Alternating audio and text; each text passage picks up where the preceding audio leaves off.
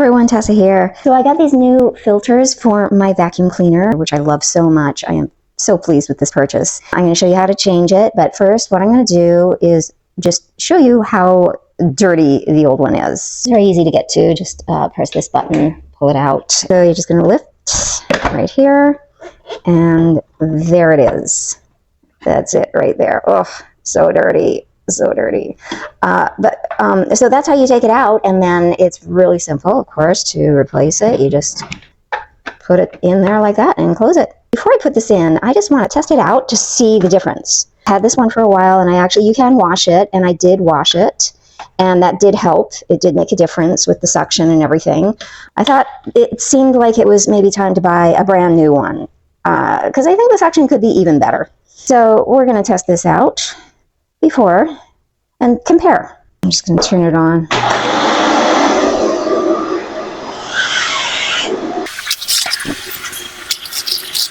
So the suction was still, decent, and I'm just going to go ahead and put this brand new one in here and see if it's even better.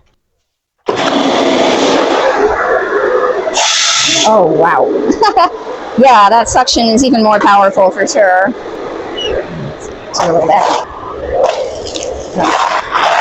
Yeah, that definitely makes a big difference. It was really decent suction even with the dirty old filter, but with the brand new one, wow, really big difference. I highly recommend this vacuum cleaner, and of course these filters that go with the vacuum cleaner are a game changer.